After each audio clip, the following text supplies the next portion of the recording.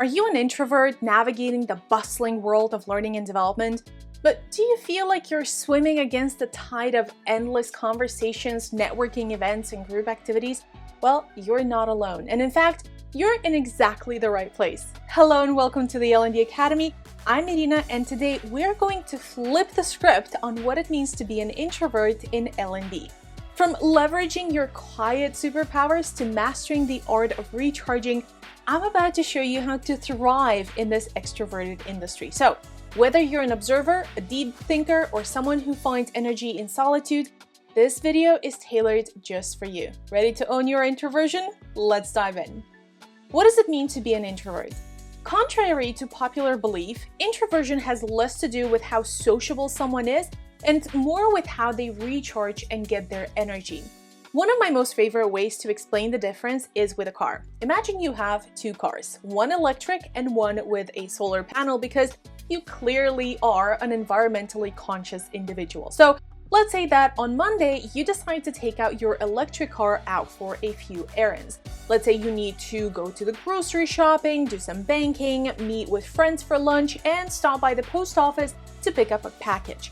By the end of the day, you come back home, you park your electric car in the garage, and the battery is drained. So you have to plug it in and leave it overnight to charge it up.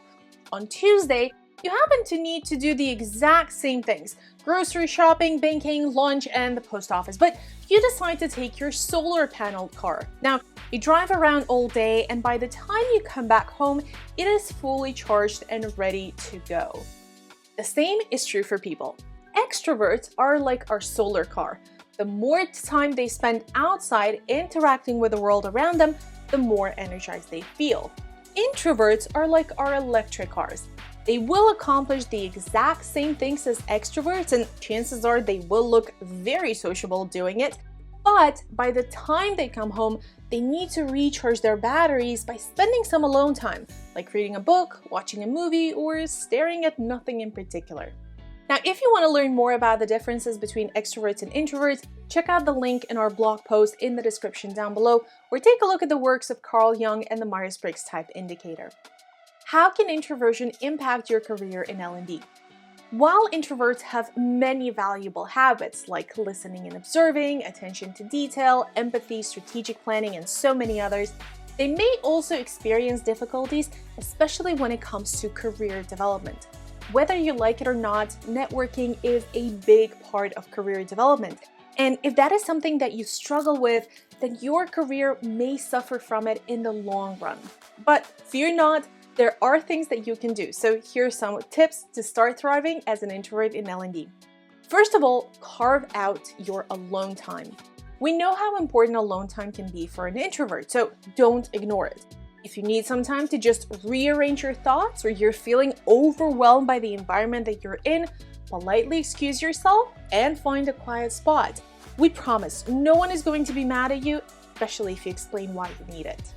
Secondly, leverage your strengths. As an introvert, you have superpowers like listening, observing, written communication, and delving deep into topics. Leverage those. Volunteer for projects that require you to listen attentively, observe others, or analyze the situation, like the yearly learning needs analysis process. If you need to say something but are not sure how to do it face-to-face, write an email. And by the way, this is the last time we'll be recommending writing more emails. This is just for the purposes of helping out our dear introverts. Next, pick the right role in L&D.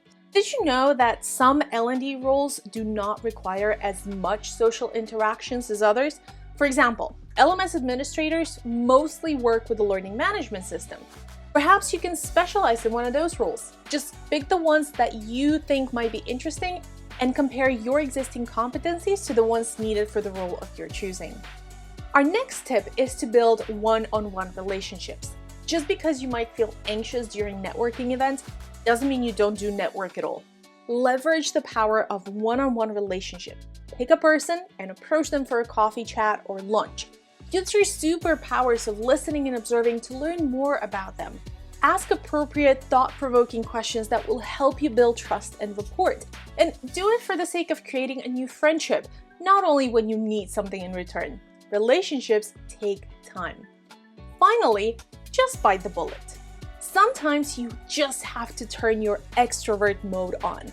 It's not easy and it takes some practice, but it is absolutely possible to look for opportunities to be more social. Grab a drink with someone, invite a bunch of colleagues to lunch, or initiate a conversation in the elevator or the water cooler. Of course, you will need your alone time afterwards to recharge. We totally get it. And that's perfectly okay. You just need to plan accordingly.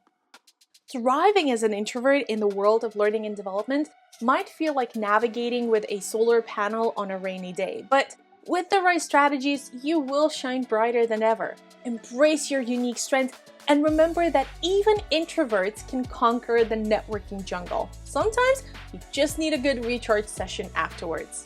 So, how do you take advantage of your introversion, and how do you deal with the pressures of this extroverted world that we live in? Share your thoughts and experiences in the comments down below. We can't wait to learn about your introverted superpowers and actions. If you enjoyed this video, please consider subscribing to our channel, and I'll see you in the next one.